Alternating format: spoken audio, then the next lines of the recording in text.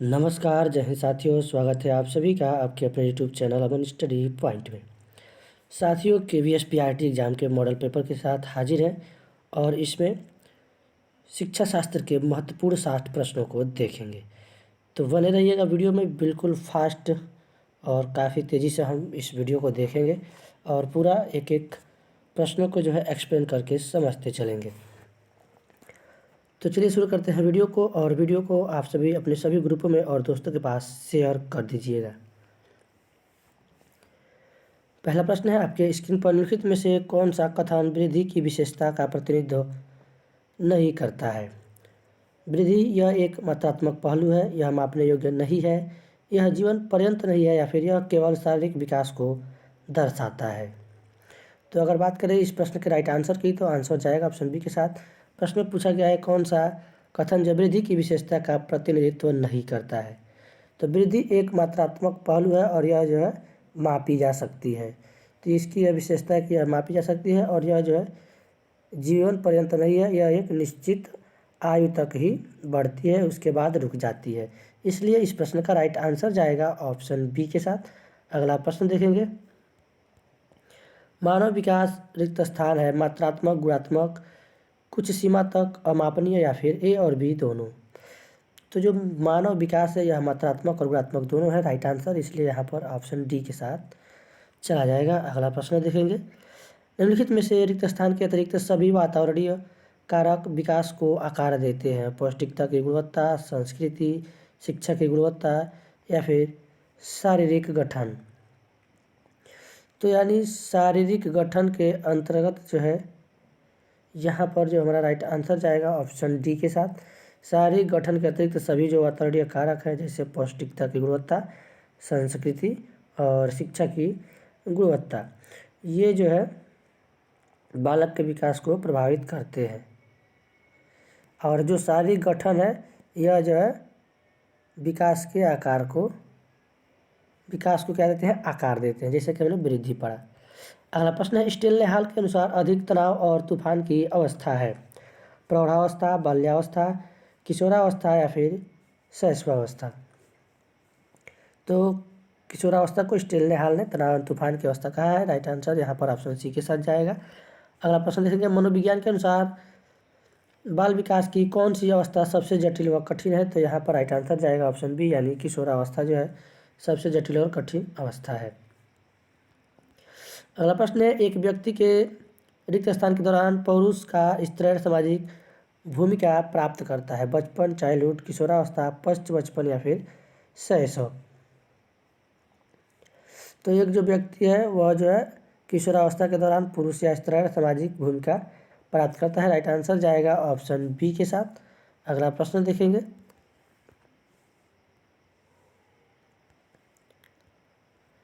अगला प्रश्न है, परिपक्वता का संबंध है विकास, वृद्धि, सृजनात्मकता, या फिर रुचि से? तो परिपक्वता का जो संबंध है यह विकास से है, और विकास यहाँ पर हमारा राइट आंसर चला जाएगा ऑप्शन ए के साथ।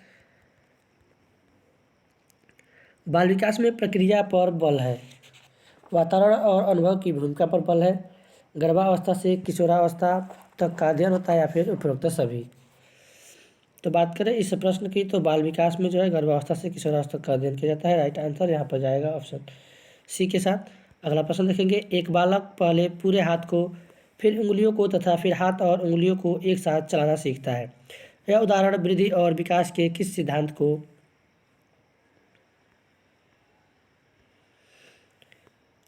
तो यहाँ पर प्रश्न पूरा नहीं आया है, विकल्प हमारा इसमें छूट गया है, तो चलिए हम विकल्प अपने तरफ से देंगे इसमें। एक बालक पूरे हाथ को, फिर उंगलियों को तथा फिर हाथ और उंगलियों को एक साथ चलाना सीखता है। यह उदाहरण वृद्धि और विकास के किस सिद्धांत को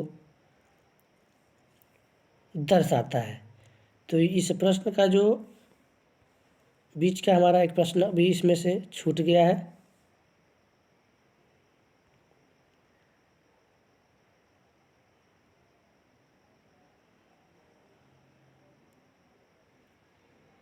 चलिए देखते हैं, आगे नीचे दिया होगा, देख सकते हैं। हाँ, यहाँ पर हमारा प्रश्न पूरा है। चलिए यहाँ से देखते हैं, यह किसको दर्शाता है? निरंतरता के सिद्धांत को, एकीकरण के सिद्धांत को, सामान्य से विशेष के सिद्धांत को, या फिर व्यक्तिक भिन्नता का सिद्धांत को। तो यह दर्शाता है एकीकरण के सिद्धांत को। यहाँ पर संपूर्ण से दिया गया है, पूरे हाथ मतलब एकीकरण का जो सिद्धांत है उसमें बालक जो है पहले संपूर्ण अंग को और फिर अंग के भागों को जो है चलाना सीखता है, इसलिए यहाँ पर भी हमारा राइट आंसर हो जाएगा। अगला प्रश्न है, निम्न में से कौन सा विकास का सिद्धांत नहीं है? विकास लंबवत न होकर वर्तुलाकार होती है, विकास क्रमबद्ध होता है, विकास निरंतर होता है, या फिर विकास मशीनी प्रक्रिया है। तो यहाँ पर पूछा गया है कौन सा विकास का सिद्धांत नहीं है। नकारात्मक देख के हमको आंसर लगाना है, यानी विकास मशीनी प्रक्रिया है, यह जो है सही नहीं है। राइट आंसर यहाँ पर जाएगा ऑप्शन डी के साथ। विकास का सिर पदाभिमुख दिशा सिद्धांत व्याख्या करता है कि विकास इस प्रकार आगे बढ़ता है, सामान्य से विशिष्ट कार्यों की ओर, भिन्न से एकीकृत कार्यों की ओर, सिर से पैर की ओर। तो यह जो है सिर पदाभिमुख, सिर से पैर की ओर, इसलिए यहाँ पर राइट आंसर हमारा जाएगा ऑप्शन सी के साथ। फटाफट आंसर लगाएंगे। अगला प्रश्न देखेंगे। पूरे 60 प्रश्न देखने हैं और वीडियो आप लोग स्किप करके मत जाइएगा, वीडियो नहीं छोड़ना है, वीडियो पूरा देख के ही जाना है। सबसे अधिक गहन और जटिल समाजीकरण होता है पूर्व बाल्यावस्था के दौरान, प्रौढ़ावस्था के दौरान, व्यक्ति के पूरे जीवन में, या फिर किशोरावस्था के दौरान। तो जो समाजीकरण जो जटिल होता है वह किशोरावस्था के दौरान जटिल होता है। राइट आंसर जाएगा ऑप्शन डी के साथ। अगला प्रश्न है, छोटे शिक्षार्थियों को कक्ष में समवयस्कों के साथ अंतःक्रिया करने के लिए प्रोत्साहित करना चाहिए, जिससे वे एक दूसरे से प्रश्न के उत्तर सीख सके, पाठ्यक्रम को बहुत जल्दी पूरा किया जा सके, वे पढ़ने के दौरान सामाजिक कौशल सीख सके, या फिर शिक्षक कक्षा कक्ष को बेहतर तरीके से नियंत्रित कर सके। तो जहाँ भी नियंत्रित करने की बात की जाए नकारात्मक है, वे पढ़ने के दौरान सामाजिक कौशलों को क्या कर से सीख सके, ये सकारात्मक है, जल्दी पूरा करना, उत्तर सीखना, ये सब, यानी राइट आंसर हमारा जो जाएगा ऑप्शन सी है, सकारात्मक है, सबसे सही है। निम्नलिखित में से कौन सी संस्था सामाजिक परंपराओं के हस्तांतरण से सबसे अधिक योगदान करती है? परिवार, विद्यालय, पड़ोस, या फिर उपरोक्त में से कोई नहीं। तो यहाँ पर जो है परिवार जो है परंपराओं के हस्तांतरण में सबसे अधिक योगदान करती है, परिवार ही बालक का प्रथम विद्यालय होता है। यहाँ पर राइट आंसर जाएगा ऑप्शन ए। अगला प्रश्न देखेंगे। वे माता पिता जो बच्चे को दंडित करने में विश्वास करते हैं, रिक्त स्थान दर्शाता है, असंबंध, भावनात्मक रूप से न जुड़ना हुआ परिवेश, असंबंध परिवेश, अनुमोदक परवरिश, आधिकारिक परवरिश, या फिर अधिकारवादी परवरिश। तो यह जो है दर्शाता है अधिकारवादी परवरिश को, यानी राइट आंसर यहाँ पर जाएगा ऑप्शन डी के साथ। अगला प्रश्न देखेंगे। पियाजे के अनुसार संज्ञानात्मक विकास की तृतीय अवस्था निम्न में से कौन सा है? तो तृतीय जो अवस्था है, पहला होता है संवेदनात्मक, ये होता है जन्म से 2 वर्ष। पूर्व संक्रियात्मक, यह जो है 2 से 5 या 7 वर्ष होता है। और इसके बाद जो तृतीय होता है मूर्त संक्रियात्मक, यानी राइट आंसर यहाँ पर हमारा जाएगा ऑप्शन सी के साथ, 7 से 12 या 5 से 12। और इसके बाद से जो है औपचारिक, या इसको अमूर्त संक्रियात्मक अवस्था कहते हैं, 12 से 18 वर्ष, जिसको हम किशोरावस्था के नाम से जानते हैं। तो इस प्रश्न का जो राइट आंसर जाएगा ऑप्शन सी, यानी मूर्त संक्रियात्मक, यहाँ पर हमारा आंसर हो जाएगा। अगला प्रश्न देखेंगे। जीन पियाजे के संज्ञानात्मक विकास के सिद्धांत के अनुसार परिकल्पित निगमनात्मक तर्क किस अवधि में विकसित होता है? पूर्व संक्रियात्मक अवस्था, मूर्त संक्रियात्मक अवस्था, अमूर्त संक्रियात्मक अवस्था, या फिर संवेदी चालक अवस्था। तो यहाँ पर संज्ञानात्मक विकास के सिद्धांत पूछा गया है परिकल्पित निगमनात्मक, यानी निगमन करना। तो यहाँ पर जो है यह अमूर्त संक्रियात्मक अवस्था में जाता है, यानी किशोरावस्था में। राइट आंसर यहाँ पर जाएगा ऑप्शन सी के साथ। अगला प्रश्न देखेंगे। वस्तुओं को क्रम से लगाने की क्षमता बालक में विकसित होती है जब वह इंद्रिय गति अवस्था में हो, पूर्व क्रिया अवस्था में हो, मूर्त क्रिया अवस्था में हो, या फिर औपचारिक क्रिया अवस्था में हो। तो वह जो बच्चा होता है वह लगभग बाल्यावस्था में होता है, मूर्त क्रिया अवस्था में, यानी यहाँ पर राइट आंसर जाएगा ऑप्शन सी के साथ। अगला प्रश्न है। पियाजे के अनुसार बच्चों का चिंतन वयस्कों से रिक्त स्थान भिन्न होता है बजाय के मात्रा और प्रकार में, आकार मूर्त परकता में, प्रकार तथा मात्रा में, या फिर आकार और किस्म में। तो पियाजे के अनुसार बच्चों का जो चिंतन है वयस्कों से प्रकार भिन्न होता है, किसके? मात्रा के बजाय मात्रा के। यहाँ पर जो राइट आंसर जाएगा ऑप्शन सी के साथ जाएगा। अगला प्रश्न देखेंगे, पियाजे के अनुसार विकास को प्रभावित करने में निम्नलिखित कारकों में से किसकी भूमिका महत्वपूर्ण होती है? भौतिक विषयों के साथ अनुभव, अनुकरण, पुनर्बलन या फिर भाषा। तो भौतिक विषयों के साथ अनुभव, यह जो है पियाजे के अनुसार विकास को प्रभावित करने में निम्नलिखित कारकों में से जो है इनकी भूमिका महत्वपूर्ण होती है। आंसर जाएगा ए के साथ। अगला प्रश्न देखेंगे, निकटवर्ती विकास का क्षेत्र संदर्भित करता है उस चरण को जब अधिकतम विकास संभव है, उस विकासात्मक चरण को जब बच्चा सीखने की पूरी जिम्मेदारी लेता है, एक संदर्भ को जिसमें बच्चे सहयोग से के सही स्तर के साथ कोई कार्य लगभग स्वयं कर सकते हैं, या फिर उसे सीखने के बिंदु को जब सहयोग वापस लिया जा सकता है। तो यहाँ पर निकटवर्ती विकास का क्षेत्र संदर्भित करता है, यह जो है एक संदर्भ को जिसमें बच्चा सहयोग के सही स्तर के साथ कोई कार्य लगभग स्वयं कर सकते हैं। यहाँ पर राइट आंसर जाएगा ऑप्शन सी के साथ। अगला प्रश्न देखेंगे, लेव वाइगोस्की के अनुसार बच्चे भाषा अर्जन की एक युक्ति से कोई भाषा सीखते हैं। वयस्कों और साथियों के अन्योन्य क्रिया करने का भाषा के विकास में कोई प्रभाव नहीं पड़ता है। भाषिक विकास मानव चिंतन के स्वभाव को बदल देता है, या फिर भाषिक विकास में संस्कृति की भूमिका बहुत कम होती है। तो ये तो डी हमारा ऐसे ही गलत हो गया, क्योंकि कह रहा है कोई भूमिका, चाहे भूमिका बहुत कम है। यहाँ पर अगर बात करें इनके लेव वाइगोस्की की, तो यह जो है भाषिक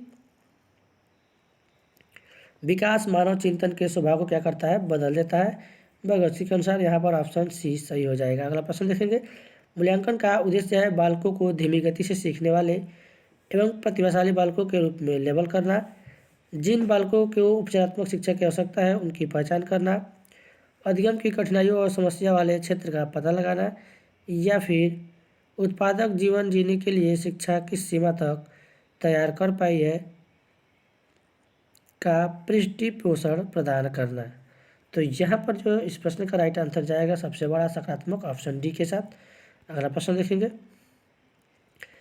विद्यार्थियों की उपलब्धि का मूल्यांकन करने के लिए शालाओं में उपयोग में आने वाली विधियाँ हैं परिमाणात्मक एवं निरीक्षण विधि, परिमाणात्मक एवं गुणात्मक विधि, गुणात्मक एवं साक्षात्कार विधि, या फिर उपरोक्त में से कोई नहीं। तो विद्यार्थियों की उपलब्धियों की मूल्यांकन करने के लिए शालाओं में प्रयोग की जाने वाली जो विधियाँ है वह परिमाणात्मक एवं गुणात्मक विधि है। ऑप्शन बी यहाँ पर सही हो जाएगा। अगला प्रश्न देखेंगे, इस वीडियो के बाद हम लोग अगला जो मॉडल पेपर में वीडियो देखेंगे उसमें हम आपको हिंदी के प्रश्न कराएंगे। तो उसके लिए आप लोग तैयार रहिएगा, पहले इस वीडियो को पूरा देख लीजिएगा, फिर हम आपके लिए अगला वीडियो लेकर आएंगे। बच्चे उसी वातावरण में सीख सकते हैं जहाँ उनके अनुभव एवं भावनाओं को उचित स्थान मिले, उन्हें खेलने का मौका मिले, उन्हें मित्र बनाने का मौका मिले, या फिर कड़ा अनुशासन हो। तो कड़ा अनुशासन ये तो नकारात्मक है। बच्चे उसी वातावरण में सीख सकते हैं जहाँ पर उनके अनुभव एवं भावनाओं को क्या मिले? उचित स्थान मिले। यहाँ पर ऑप्शन ए सही हो जाएगा। अगला प्रश्न देखेंगे, शिक्षक द्वारा विकसित पाठ्य योजना के बारे में निम्नलिखित कथन सही है। यह छात्रों के हित और प्रमुखता को दर्शाता है, यह शिक्षा के शिक्षकों के दर्शन से संबंधित है। तो यहाँ पर अगर बात करें तो ऑप्शन दोनों जो है सही है, यानी एक और दो दोनों सही है। ऑप्शन बी यहाँ पर सही हो जाएगा। संज्ञात्मक क्षेत्र डोमेन में स्मरण आप क्या समझते हैं? स्मरण से स्मृति, इसको स्मरण बोलते हैं, से आप क्या समझते हैं? ऑप्शन यहाँ पर है विचारों एवं सामग्रियों के मूल्य के बारे में निर्णय लेना, एक नई स्थिति में या तन्मयता के अनुत्तेजित उपयोग में अवधारणा का उपयोग करना, अर्थ अनुवाद, क्षेपक और व्याख्या को समझना, या फिर पहले सीखी गई जानकारी को स्मरण करना या पुनः प्राप्त करना। तो यहाँ पर संज्ञानात्मक क्षेत्र यानी डोमेन के स्मरण से जो है पहले सीखी गई जानकारी को स्मरण करना या पुनः प्राप्त करना, यह राइट आंसर चला जाएगा आपका डी के साथ। अगला प्रश्न देखेंगे, बी.एस. ब्लूम के शैक्षिक उद्देश्यों के वर्गीकरण में निम्न में से कौन ज्ञान क्षेत्र नहीं है? संज्ञात्मक, भावात्मक, मनोगत्यात्मक, या फिर प्रतिक्रियात्मक। प्रतिक्रियात्मक यह जो है बी.एस. ब्लूम के शैक्षिक उद्देश्यों के वर्गीकरण में से ज्ञान क्षेत्र नहीं है। ऑप्शन डी यहाँ पर सही हो जाएगा। अगला प्रश्न देखेंगे। निम्नलिखित में से किसी जिज्ञासा से कई प्रश्न उठाने की क्षमता के रूप में परिभाषित किया जा सकता है? आलोचनात्मक चिंतन, विवर्धन, मौलिकता या फिर अन्वेषणशीलता। तो अन्वेषणशीलता जो है जिज्ञासा में कई प्रश्न उठाने की क्षमता के रूप में परिभाषित किया जा सकता है। किसको? अन्वेषणशीलता को। राइट आंसर यहाँ पर जाएगा डी के साथ। अगला प्रश्न है, किंडर गार्डन स्कूल सबसे पहले कहाँ स्थापित किए गए थे? यूएसए में, यूके में, जर्मनी में या फिर डेनमार्क में। तो यह जो सबसे पहले जो किंडर गार्डन स्कूल है यह जर्मनी में स्थापित किए गए। ऑप्शन यहाँ पर सी सही हो जाएगा। अगला प्रश्न देखेंगे। बारीक मोटर कौशल की कठिनाई को किस रूप में जाना जाता है? डिसलेक्सिया, डिस्ग्राफिया, डिस्कैल्कुलिया या फिर डिस्प्रैक्सिया। तो इसको हम लोग जानते हैं, बारीक मोटर कौशल की कठिनाई को जानते हैं डिस्प्रैक्सिया से। डिस्ग्राफिया या लेखन संबंधी वैफल्य होता है। डिस्कैल्कुलिया या गणना संबंधी होता है। डिसलेक्सिया या जो है पठन संबंधी विकार होता है। बारीक मोटर कौशल की कठिनाई या डिस्प्रैक्सिया के साथ, यानी ऑप्शन डी यहाँ पर सही हो जाएगा। अगला प्रश्न देखेंगे। कुपोषण के प्रभाव के बारे में निम्न में से कौन सा कथन सत्य नहीं है? जीवन के बाद के वर्षों में यह मस्तिष्क की कोशिकाओं को प्रभावित करता है। यह बालकों की सीखने की योग्यताओं को प्रभावित करता है। बालक निराश और आशंकित रहते हैं। यह कद को प्रभावित करता है। तो यहाँ पर पूछा गया है कौन सा कुपोषण के बारे में सत्य नहीं है? तो जो है जीवन के बाद के वर्षों में यह मस्तिष्क की कोशिकाओं को प्रभावित करता है। ये गलत है, यानी राइट आंसर हमारा ऑप्शन ए के साथ चला जाएगा। अगला प्रश्न देखेंगे। असंगठित घर से आने वाला बच्चा सबसे अधिक कठिनाई का अनुभव करेगा? सुनिर्मित पाठों में, स्वतंत्र अध्ययन में, नियोजित निर्देश में या फिर अभ्यास पुस्तिकाओं में।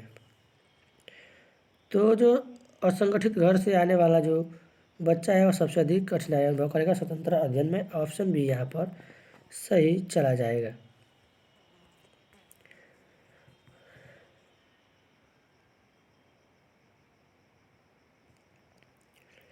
अगला प्रश्न है, विकास के विभिन्न पहलुओं में मंदता से जुड़ी है? मध्यम बुद्धि, कोई बुद्धि नहीं, उच्च बुद्धि या फिर मंद बुद्धि। तो पूछा गया मंद बुद्धि, तो यह तो मंदता किससे संबंधित होगी? मंद बुद्धि से, यानी राइट आंसर यहाँ पर डी सही हो जाएगा। अगला प्रश्न देखेंगे।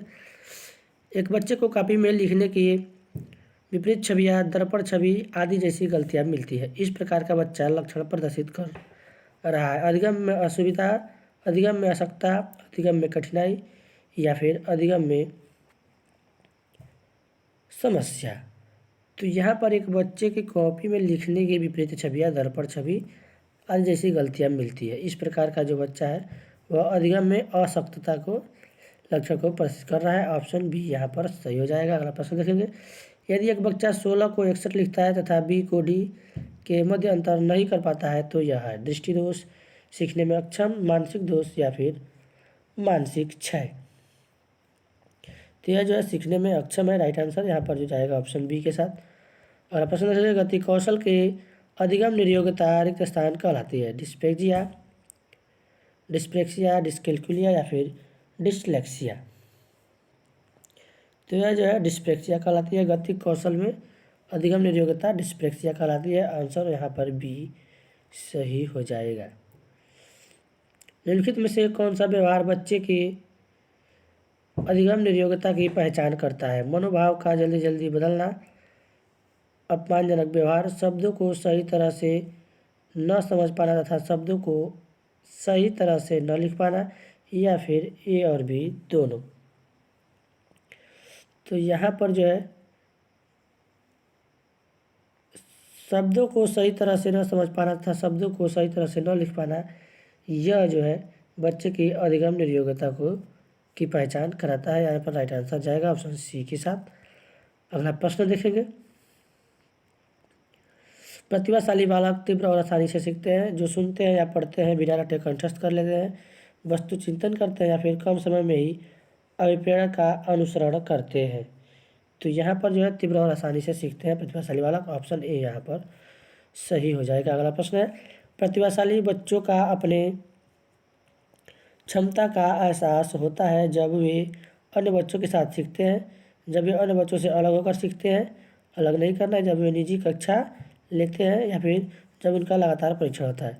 तो राइट आंसर यहाँ पर जो सकारात्मक जाएगा ऑप्शन ए के साथ, जब वे अन्य बच्चों के साथ सीखते हैं तो उन्हें अपनी क्षमता का एहसास होता है, प्रतिभाशाली बालकों को। अगला प्रश्न है, निम्नलिखित में से कौन सा एक प्रकार का पाठ्यक्रम नहीं है? क्षमता आधारित, विषय उन्मुख, कोर या फिर छात्र उन्मुख। तो यहाँ पर छात्र उन्मुख यह जो है एक पाठ्यक्रम का प्रकार नहीं है। राइट आंसर जाएगा ऑप्शन डी के साथ। अगला प्रश्न देखेंगे, पाठ्यचर्चा के एक रचनात्मक मॉडल में इसके तत्वों का एक उचित संरेखण होता है। इनमें से कौन सा तत्व उन तत्वों का सही संयोजन है? तो यहाँ पर ऑप्शन दिया गया है आपके स्क्रीन पर। यहाँ पर जो है शिक्षण विधियाँ, कौशल विकास, आकलन रणनीतियाँ, शिक्षण गतिविधियाँ, भेदभाव तकनीकी मूल्यांकन विधियाँ या फिर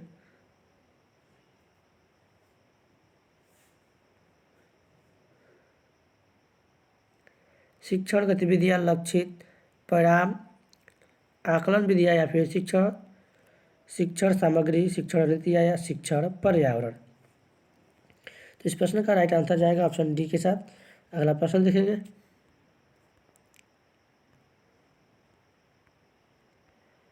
शून्य पाठ्यक्रम क्या है? पाठ्यक्रम जिसमें शून्य उद्देश्य है, पाठ्यक्रम जो छात्र नहीं सीखते हैं, पाठ्यक्रम जो शून्य गतिविधियों का उपयोग करता है या फिर पाठ्यक्रम जो शिक्षक नहीं सिखाते हैं।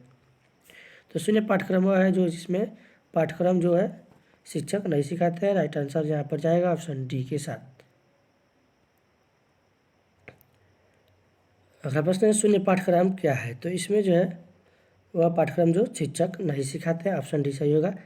अगला प्रश्न देखेंगे, वर्तमान में पाठ्यक्रम पाठ्य पुस्तक आधारित है, संज्ञानात्मक सोच पर, संरचनात्मक सोच पर, व्यवहारवादी सोच पर या फिर उपरोक्त में से कोई नहीं। तो जो वर्तमान पाठ्यक्रम है वह संरचनात्मक सोच पर आधारित है। राइट आंसर यहाँ पर जाएगा ऑप्शन बी के साथ। अगला प्रश्न देखेंगे, आज की कक्षा प्रणाली में स्कूलों द्वारा निम्नलिखित में से कौन सी भूमिका निभाई जाती है? यह लोगों को व्यवसाय के लिए तैयार करता है, यह नैतिक अधिकार के रूप में कार्य करता है, स्कूल समुदाय के प्रमुख वर्ग के अधीन है। तब यहाँ पर ऑप्शन दिया गया 1 और 2, 2 और 3, 1, 2 और 3 या फिर 1 और 2। तो इस प्रश्न को अगर हम लोग देखें तो इसमें स्कूल समुदाय के प्रमुख वर्ग के अधीन है, ये हमारा सही नहीं होगा, जबकि 1 और 2 सही है। ऑप्शन ए यहाँ पर सही हो जाएगा। अगला प्रश्न है, सीता अनंत रमन ने निम्नलिखित में से किसकी रूपरेखा को निर्धारित की है? महिला शिक्षा, प्रौढ़ शिक्षा, स्कूल शिक्षा या फिर कॉलेज शिक्षा। जो सीता अनंत रमन है इन्होंने जो है महिला शिक्षा का रूपरेखा निर्धारित किया है। राइट आंसर यहाँ पर जाएगा ऑप्शन ए के साथ।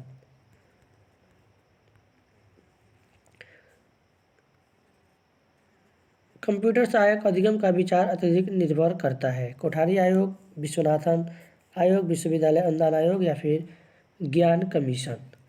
तो जो कोठारी आयोग है यह कंप्यूटर सहायक अधिगम पर विचार को जो है अत्यधिक निर्भर करता है। ऑप्शन ए यहाँ पर सही हो जाएगा। अगला प्रश्न देखेंगे, राष्ट्रीय शिक्षा नीति 2016 के मसौदे के में चिन्हित किए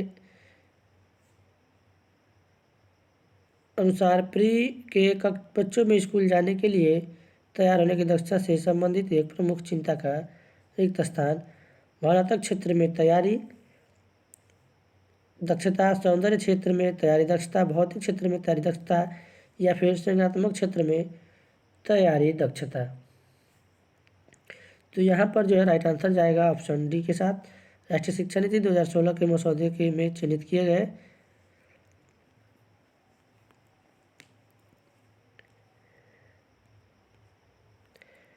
तो यहाँ पर जो है संज्ञानात्मक क्षेत्र में तैयारी दक्षता यह जो है चिंता है। राइट आंसर डी जाएगा। अगला प्रश्न देखेंगे, रामकृष्ण मिशन की स्थापना इन्होंने की, किसने किया? स्वामी दयानंद सरस्वती ने, स्वामी विवेकानंद ने, राजा राम मोहन राय ने या फिर गुरु नानक देव ने। तो रामकृष्ण परमहंस की जो स्थापना किया था स्वामी विवेकानंद ने, इनके गुरु का नाम था रामकृष्ण परमहंस। यहाँ पर ऑप्शन बी सही हो जाएगा। और अगर बात करें इसकी स्थापना कब हुई थी, रामकृष्ण मिशन की, तो इसकी जो स्थापना हुई थी 1 मई 1897 को, 1 मई 1897 को स्वामी विवेकानंद के द्वारा किया गया था। इसको भी आप लोग याद रखेंगे। और इसका मुख्यालय कहाँ पे है आप लोग कमेंट बॉक्स में बताएंगे।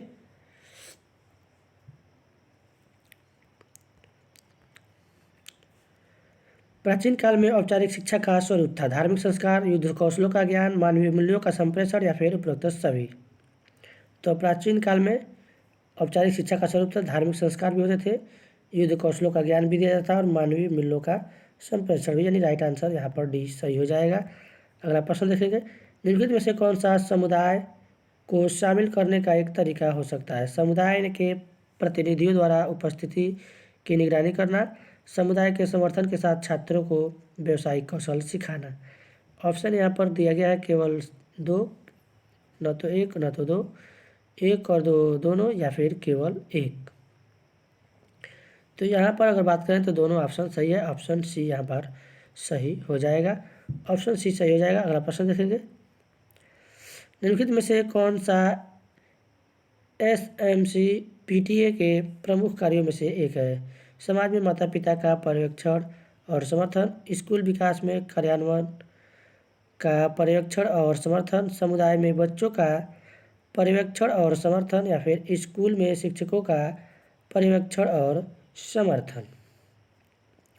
तो यहाँ पर जो है एसएमसी या पीटीए के प्रमुख कार्यों में से जो है स्कूल विकास के कार्यान्वयन का पर्यवेक्षण और समर्थन, ऑप्शन भी यहाँ पर सही हो जाएगा। अगला प्रश्न, निम्नलिखित में से सभी स्कूल प्रशासन में एक शिक्षक की जिम्मेदारियां हैं सिवाय आत्म विकास के लिए वित्तीय लाभ सुनिश्चित करने के लिए, अन्य सदस्यों के साथ संचार परामर्श सह संचालन करने के, स्कूल असेंबली में भाग लेने के, कर्मचारियों समूह या अन्य बैठकों में भाग लेने के। तो सिवाय पूछा गया है, किसके सिवाय, यानी हमको नकारात्मक इसमें से कोई एक विकल्प ढूंढना है, बाकी जो सकारात्मक है उनको छोड़ देना है। तो आत्म विकास के लिए वित्तीय लाभ सुनिश्चित करना, यह जो है नकारात्मक है, इसलिए राइट आंसर जाएगा ऑप्शन ए के साथ। अगला प्रश्न है, पर्यवेक्षक का मूल्य उद्देश्य है बच्चों के प्रति अध्यापकों की समझ को सुधारने में उनकी सहायता करना, बच्चों के साथ बर्ताव करने में अध्यापकों की कुशल बनाने में उनकी सहायता करना, बच्चों द्वारा अधिक प्रभावित रूप से सीखने में उनकी सहायता करना, या फिर उनकी अध्यापन तकनीकों को सुधारने में अध्यापकों की सहायता करना। तो इस प्रश्न का हम अगर आंसर देखें तो पर्यवेक्षक का मूल उद्देश्य होता है बच्चों द्वारा अधिक प्रभावित रूप से सीखने में उनकी सहायता करना, ऑप्शन सी यहाँ पर सही हो जाएगा। अगला प्रश्न है, निम्न स्कूल में शिक्षा के दर्जे का अत्यंत महत्वपूर्ण मापन क्या होता है? स्कूल आधार तंत्र सुविधाएं, क्लासरूम पद्धति, पाठ्य पुस्तकें और पढ़ाई ज्ञान उत्पादन, या फिर विद्यार्थियों की उपलब्धि स्तर। तो स्कूल में शिक्षा के दर्जे का एक महत्वपूर्ण मापक जो होता है वह जो है विद्यार्थियों का उपलब्धि स्तर होता है, यानी राइट आंसर यहाँ पर डी सही हो जाएगा। अगला प्रश्न देखेंगे,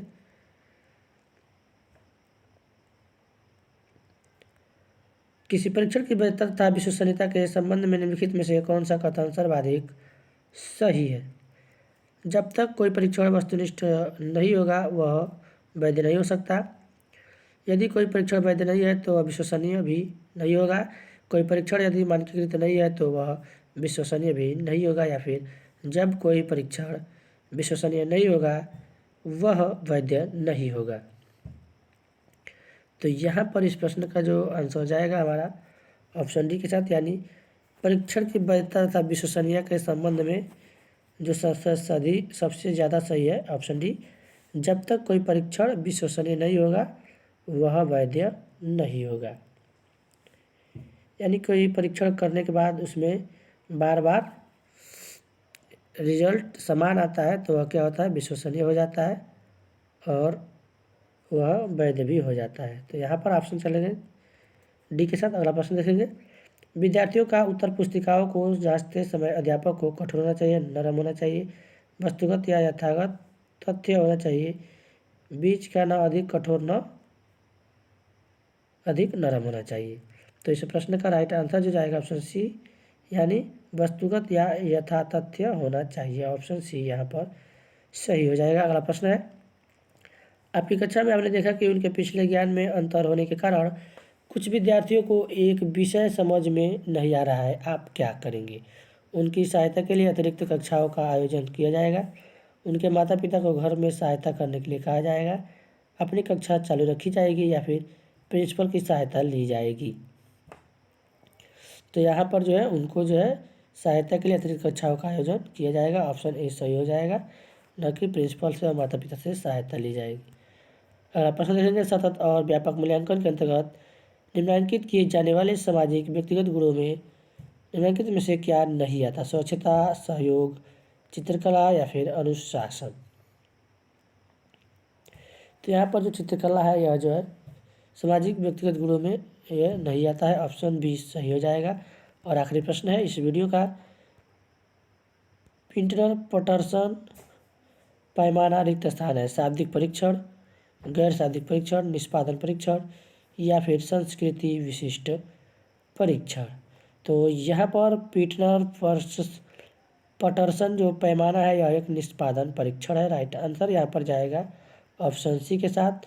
और इसमें जो है बाधिर या जो सुनने में अक्षम होते हैं उसमें जो है या विदेशी व्यक्तियों के खिलाफ पूर्वाग्रह को कम करने का जो है प्रयास में भौतिक सामग्री इसमें सम्मिलित होता है। तो साथियों आज के वीडियो में बस इतना ही। वीडियो कैसा लगा कमेंट बॉक्स में अपनी राय जरूर दीजिएगा, और वीडियो पसंद आया हो तो वीडियो को लाइक और शेयर कीजिएगा, और चैनल पर पहली बार है तो चैनल को सब्सक्राइब कर लीजिएगा। धन्यवाद। जय हिंद।